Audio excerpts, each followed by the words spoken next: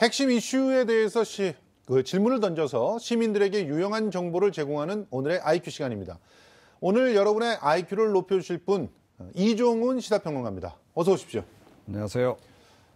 주말을 기점으로 해서 갑자기 날씨도 추워졌고 그래서 그런지 몰라도 화재 소식이 계속해서 나는 것 같아요. 네. 지금 그 수도권 주변만 해도 크고 작은 화재 소식이 꽤 많이 있었죠? 네, 그렇습니다. 그나마 대형 사고가 없어서 다행이죠. 예. 요즘엔 뭐 주말만 되면 대형 사고가 날까봐 마음이 조마조마하잖아요. 예. 그런데 뭐 이번 주말 중에는 경기도에서 광주시 쪽하고 부천시 쪽에서 화재가 발생했다. 야산에서 화재가 발생한 것으로 알려져서 이 경우에는 대체로 보면 담뱃불이 원인인 경우가 많죠. 맞아요. 겨울철에 그런 거 있고 그다음에 청주시 꽤 많이 탔네요. 부천 같은 경우는 4,200제곱미터가 탔으니까 담뱃불 때문에 그 발생한 그 수도권의 불치고는 굉장히 큰 불이 났다고 볼 수 있네요. 그런 편이죠.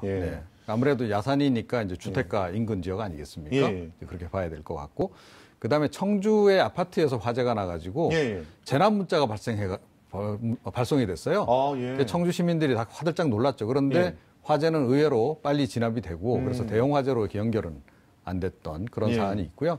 그다음에 이제 지난 20일 날 서울시에서도 천호동에서 성매매 업소에서 화재가 발생해서 사망자가 발생하는 그런 일이 있었습니다. 지금 뭐 겨울이라 그렇다 이렇게 치부할 수는 없잖아요. 그러니까 일단 우리가 먼저 조심해야 될 것들이 있는 것 같은데 평론가께서는 어떤 부분이 특히 문제라고 생각하십니까? 그러니까 기본적으로 이제 겨울철에는 아무래도 다 이렇게 건조해지잖아요. 모든 이제 뭐 산도 그렇고 나무들도 그렇고 또 주택들도 마찬가지거든요. 그래서 이제 기본적으로 주의를 좀 해야 되고 또 춥다 보면 아무래도 불을 많이 가까이 하게 되잖아요. 그다음에 이제 뭐 그런 경우가 흔치는 않지만 노지에서 이렇게 불을 붙이는 경우도 종종 있고 그래서 이제 화재가 발생할 가능성이 높기 때문에 그런 주의를 좀 각별히 해야 한다 이렇게 생각합니다. 저는 사실 요즘에는 거의 전열기구 때문에 불이 나는 것 같아요. 그렇죠. 사실은 뭐 그 아파트나 뭐 주택에서 불이 났다 그러면 거의 100% 이제 전열기구거든요. 전기장판이라든가 전열기구 좀 관리를 갖다가 좀 시민 여러분들께서 잘 하셔야 되지 않을까 이렇게 생각이 됩니다. 자, 그러면 오늘의 IQ 한번 화면으로 먼저 만나보시죠. 천호동 성매매 업소 화재 16분 만에 5명의 인명피해. 왜? 지난 22일 오전이었습니다. 천호동의 한 성매매 업소에서 화재 사고가 발생을 했는데 화재 발생 16분밖에 안 됐는데 무려 5명의 사상자가 났거든요. 자, 어떻게 된 겁니까? 좀 정리를 해주시죠. 네, 이것도 기본적으로는 건물 구조 때문입니다. 그러니까 종로에서 얼마 전에 이제 화재가 발생해가지고 고시원에서 그때 상당히 많은 피해자가 발생한 게 있지 않습니까? 뭐 그 정도로 복잡하지는 않았지만 이 그 건물 같은 경우에도 2층 건물인데 2층이 상당히 복도가 좁고 방이 그냥 쫙 있는 6개가 이렇게 붙어 있고 쪽방처럼 있는 거죠. 그런 거죠. 아무래도 성매매 업소의 특성을 반영해서 구조를 막 그렇게 한 것으로 이렇게 추정이 되는데 이런 경우에는 입구가 이제 막히면 뭐 출구가 따로 있는 게 아니잖아요. 그러니까 이제 못 나오는. 더군다나 이번 같은 경우 1층에서 불이 나서 연기가 올라오니까 1층으로는 못 내려오고 밖으로 탈출을 해야 되는데 그것도 여의치 않았던 것으로 알려지고 있습니다. 그렇군요. 지금 근데 경찰이 1차 감식을 하고 난 다음에 원인이 연탄 난로에 있었던 것 같다 이렇게 추정을 했는데 아직도 연탄 난로 쓰고 있는 곳이 있다는 것도 참 의문이고. 의외로 많이 있습니다. 사실은. 그러니까 상가 같은 데서는 많이 쓰죠, 여전히. 그리고 요즘에는 상가 같은 경우에 이제 바깥하고 이렇게 같이 이렇게 물건 전시해 놓고 이렇게 장사하는 경우가 많기 때문에 그런 곳에는 뭐 대부분 다 연탄을 쓰거든요. 자, 그런데 이제 이 그 성매매 업소 같은 경우에는 좀 특수한 상황입니다. 여기가 이제 재개발이 예정이 된 지역이에요. 그렇죠. 그래서 이제 워낙 이제 11월 말까지 다 비우도록 돼 있었대요. 그런데 근데 왜 아직까지도 안 비우고 이제 조금 더 영업을 계속 한 거죠. 뭐 여러 가지 상황이 이제 작용하지 않았겠습니까? 자, 그러다 보니까 이제 도시가스는 끊겼고, 당장 이제 겨울이고 춥고 하니까 이제 연탄 난로, 그것도 여러 개를 아마 이제 좀 운영을 했던 것으로 그렇게 지금 전해지고 있습니다. 그러니까 연탄 난로 하나로 난방을 다 해결했다는 거네요, 그러니까? 기본적으로 그랬던 것 같습니다. 아마 2층 같은 데는 이제 전기 꽂아서 뭐 그러니까요. 장판 같은 거, 예, 그런 걸 썼을 것 같고 밑에서 이제 연탄 난로를 그러면 그렇죠. 1층이 이제 일종의 업소 아니겠습니까? 그렇죠. 그러니까 영업장 같은 경우에는 이제 연탄 난로를 뭐 제가 보기에는 한 2-3개 정도 이렇게 놓고 예. 그렇게 영업을 했던 것 같아요. 대개는 뭐 이 연탄 난로 주변에는 뭐 불에 탈 만한 것들을 안 둬야 되는데 네네. 근데 그런 것들을 좀 두고 있었나 보죠. 예. 이건 이제 목격자들이 지금 이야기를 하는 바에 따르면요. 그 연탄 난로 주변에다가 뭐 수건이라든지 뭐 이렇게 세탁물들을 아마 이렇게 많이 이렇게 널어놨던 것 같아요. 그래서 뭐 확실하게 지금 이제 규명된 것은 아니나 대략 추정은 그런 것들이 이제 닿아서 불이 붙으면서 화재가 발생한 게 아닌가라고 좀 추정이 나오고 있는 상황입니다. 네. 알겠습니다. 자, 그러면 지금부터 3개의 질문으로 의문점들을 낱낱이 풀어보겠습니다. 먼저 오늘의 IQ가 던지는 첫 번째 질문입니다. 그들은 왜 탈출하지 못했나? 화재 사고 직후에 업소 사장이 직원들에게 화재 사실을 다 알렸다고 해요. 그런데 피해 여성들 대부분이 화마를 피하지 못했다고 하는데 이유가 뭐라고 하던가요? 그러니까 복잡한 건물 구조에 대해서 조금 전에 말씀드렸고요. 플러스 알파 요인이 더 있었습니다. 그게 뭐냐면 쇠창살. 이건 진짜 원시적인 그런 이유네요. 그런데 이제 뭐 쇠창살을 이제 설치하는 경우에 보통은 이제 외부에서 오는 이제 뭐 도둑이라든가 이런 걸 막기 위한 이제 그런 목적이 많은데요. 성매매 업소 같은 경우에는 좀 또 다른 목적도 있었던 거 아니냐. 그러니까 그 여성들이 혹시 탈출해서 도망갈까봐 그걸 막기 위해서 설치했을 수도 있는 거죠. 그렇죠. 자, 어찌됐건 그 쇠창살 때문에 그러니까 금방 이제 도망가는데 상당히 애로가 있었던 거고요. 다행히 지금 이제 살아나신 한 분 경우에는 소방관이 이제 그걸 제거를 해서 그쪽으로 탈출을 하셨고요. 또 다른 분들 같은 경우에도 어떤 문제가 또 더해서 있었냐면 주로 이분들이 영업을 야간에 하지 않습니까? 그렇죠. 예, 그러니까 이게 지금 화재 발생 시간이 오전 11시였는데 다들 깊은 잠에 빠져 있었을 시간이라는 겁니다. 자, 그래서 아마 업주로 추정되는 사람이 불이야라고 하는 소리가 이제 밖에서 들렸다고 해요. 자, 그래서 알렸음에도 불구하고 다 이제 바로 깨지를 못한 거죠. 그래서 가스를 들이맞고 뭐 이제 이렇게 피해를 입은 이제 그런 경우고요. 업주로 추정되는 분이 지금 사망을 한 것으로 그렇게 추정이 되고 있습니다. 네. 그러면 업주도 사람들 살리기 위해서 노력을 했다라고 볼 수가 있겠네요. 그분이 아마 제일 먼저 발견하신 것 같아요. 제일 먼저 발견했는데도 피하지 않고 그러니까 깨우고 다녔다는 거 아니겠습니까? 예, 그런 거죠. 아니 지금 이 구조가 진짜 이제 그림을 갖다 보지 않으신 분들은 잘 이해를 못 하실 것 같은데 1층에 어떻게 보면 비상구가 몰려 있는 거잖아요. 그렇죠? 유일한 비상구가 거기 있는 거고. 출입구인 거죠. 근데 거기에서 그 바로 앞에서 불이 나 있는 거예요.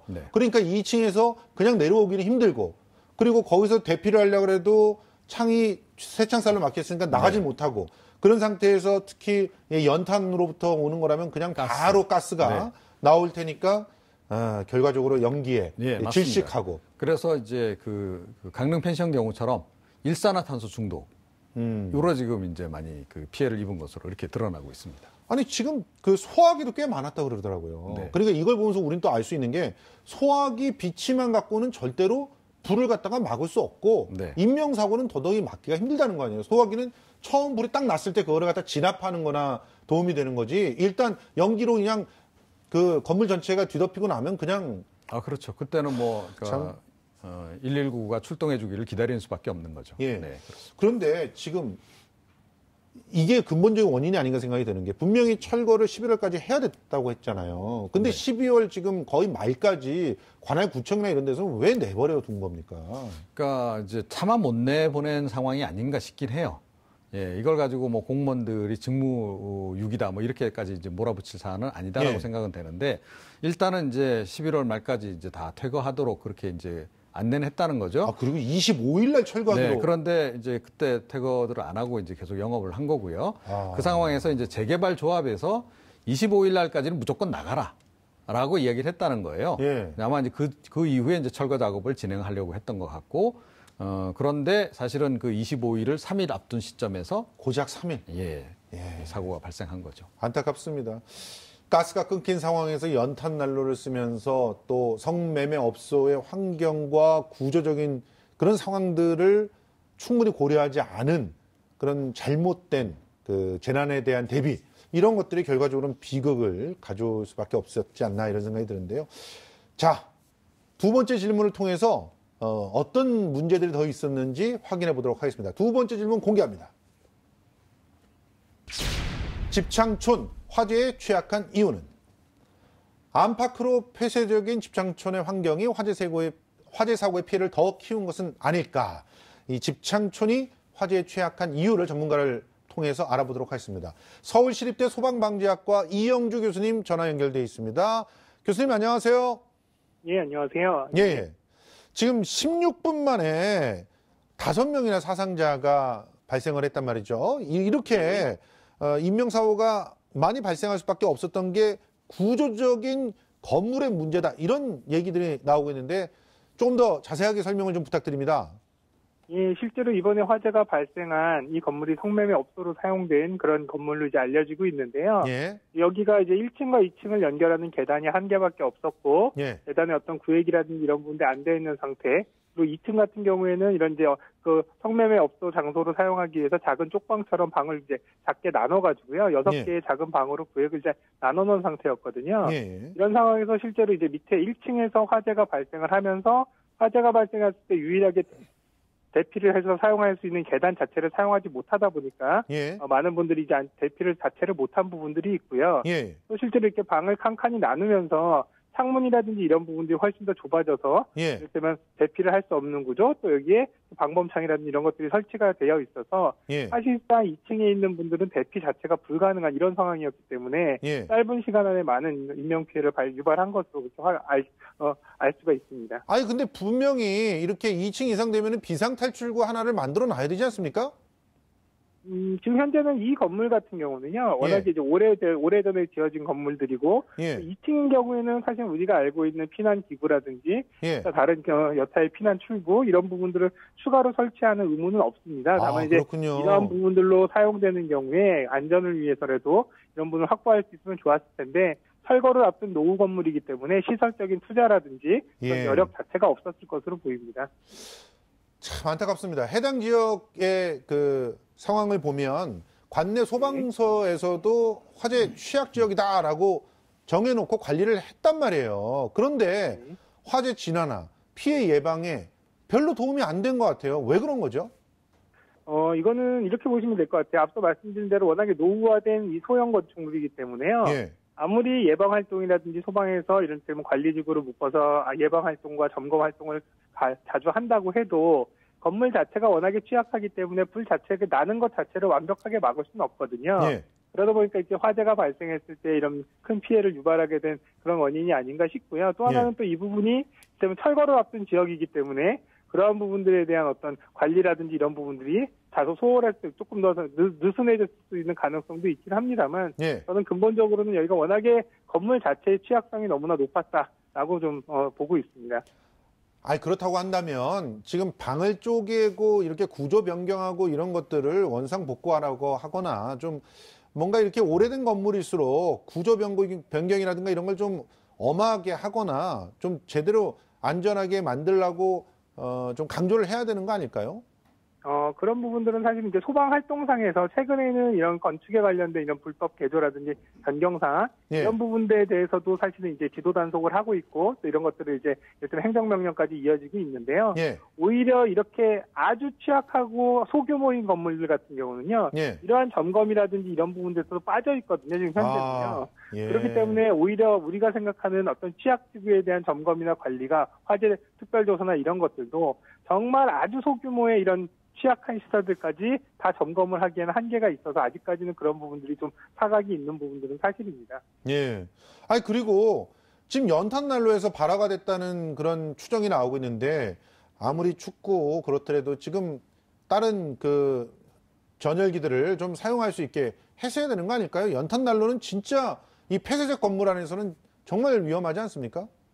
예, 그러니까 여기가 이제 철거를 앞둔 지역이라 가스 공급도 끊어놓다 보니까 사실상 아직 다른 데로 이주를 못하신 분들은 이제 겨울이기 때문에 난방을 해야 되는데요. 그래서 이제 부득이하게 아마 연탄난로를 사용하시고 이랬던 것으로 보여요. 근데 이제 연탄난로 같은 경우는 물론 이제 집 안에서 이렇게 직접 무언가를 태워서 이렇게 이제 난방을 하는 이런 난방기구들은 늘 화재의 이제 위험성을 가지고 있고요. 예. 한편으로는 최근에 뭐 예를 들면 이제 강릉 펜션처럼 예. 이렇게 안에서 연탄이 이제 연소가 되면서 또 여기도 연탄가스 중독, CO 가스 중독 같은 이런 위험성들도 충분히 있었기 때문에 예. 이번에 화재가 사실은 연탄 이 난로에서 시작됐는지에 대한 부분은 조금 더 확인이 필요하겠지만 예. 충분히 화재가 발생할 수 있는 가능성은 있겠다라고 봅니다. 예. 자, 이 교수님 생각하시기에요. 이렇게 철거 예정지들이 서울 시내에도 그렇고 수도권 지역에 진짜 많습니다. 예. 그러면 철거 지역입니다라고 해놓고 더 이상 뭐 투자를 하지 못하는 그런 상황에 이렇게 사고에 대한 어떤 대비책은 손 놓고 있는 상황. 이거 그대로 보고만 있을 수는 없는 거 아닙니까? 그러면 뭔가 이런 철거 지역을 위한 맞춤형 대책들이 좀 필요하지 않을까요? 예, 실제로는 이제 가장 기본적인 거는 이제 철거가 예정이 되거나 철거가 해야 되는 날짜가 확정됐다면 사실은 가장 좋은 거는 사실 여기에서 빨리 다른 곳으로 이주를 해주시는 게 가장 좋고요. 우선 기본적으로는. 그렇지만 또 불가피하게 이주를 바로 못 하시는 분들이 또 있으시잖아요. 예. 이런 분들은 사실은 일반 건물보다도 훨씬 취약한 이런 철거를 앞둔 건물이라는 부분들을 충분히 인식하시고 자구적으로 이런 부분들에 대한 화재 예방에 대한 부분들을 노력을 하셔야 되는 부분들도 있고요.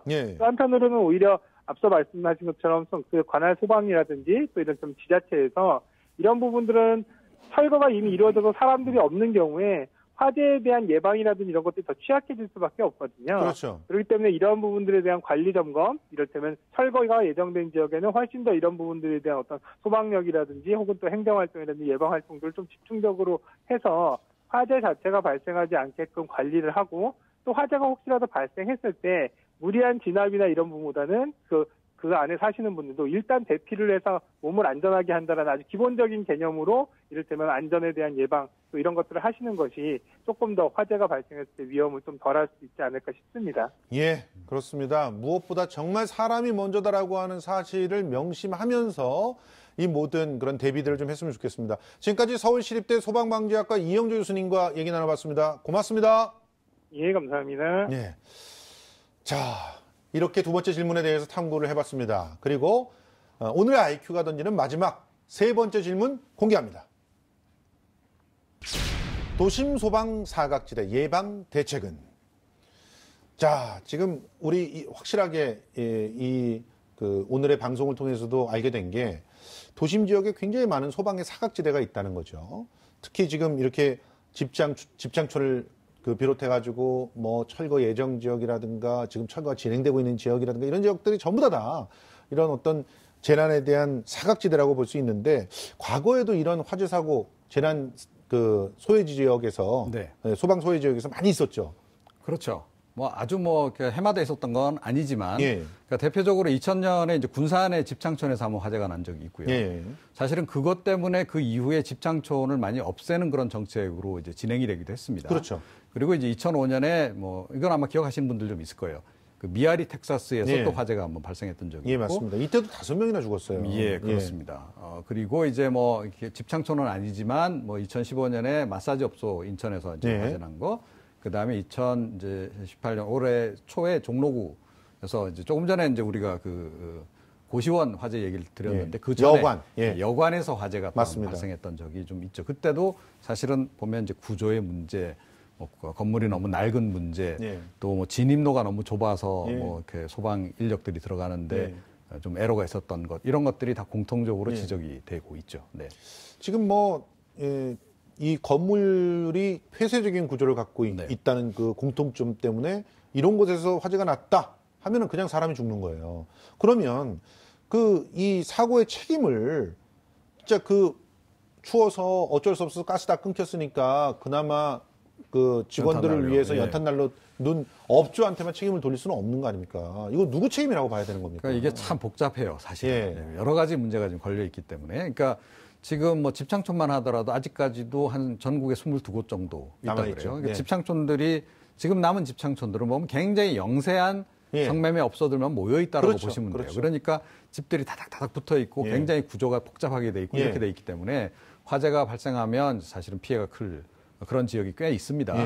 자, 그런 부분에 대해서는 뭐 역시 이제 평상시에 관리를 잘하는 거 말고는 예. 방법이 없다. 소방당국이 좀 더 관심을 기울여야 된다. 이렇게 생각을 하고요. 그거 이외에 사실은 이번 같은 경우에 집창촌이라서 관심을 더 끌긴 했습니다만 재개발 철거 예정지였다는 거예요. 예. 자, 그런데 재개발이 진행되다가 이게 지연돼서 그러니까 굉장히 오래 걸리는 바람에 제때 철거를 못한 지역도 굉장히 많고요. 예.